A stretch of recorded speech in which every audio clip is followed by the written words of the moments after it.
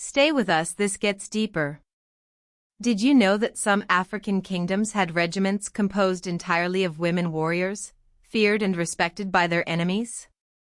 For centuries, history has largely ignored or downplayed the crucial roles women played in African warfare and resistance. But today, we are bringing their stories out of the shadows.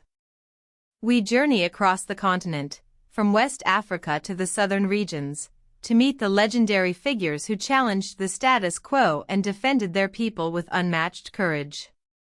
Our story begins in what is now modern-day Benin, with the famed Dahomey Amazons. These women, known as Agoji and Fawn, were not merely ceremonial guards, they were a highly trained and feared fighting force. Recruited from among the king's wives or from volunteers, they underwent rigorous training, mastering hand-to-hand combat, weaponry, and strategic warfare. European observers often wrote about their ferocity and discipline, astonished by their unwavering loyalty and skill. They were more than just soldiers, they were symbols of power and resilience. But the Dahomey Amazons are just one, but here's what they never wanted you to. Nzinga of Ndongo and Matamba, in present-day Angola, is another iconic figure. A brilliant strategist and diplomat, Nzinga fought against the Portuguese colonizers for decades in the 17th century.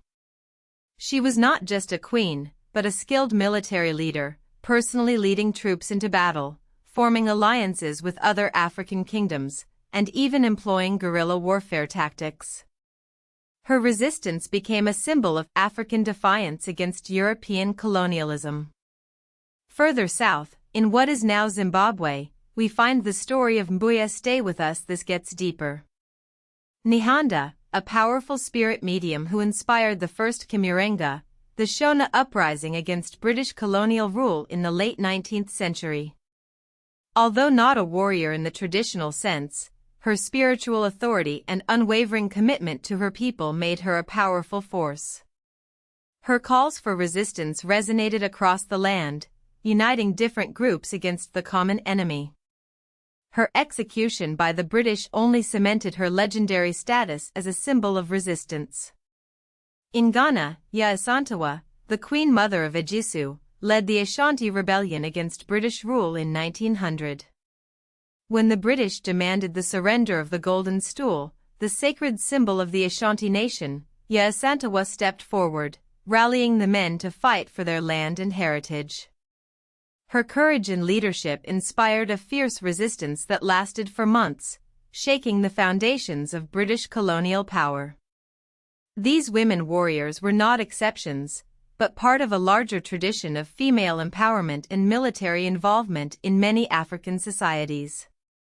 Their stories remind us that women have always been active participants in shaping history, often defying expectations and challenging patriarchal norms.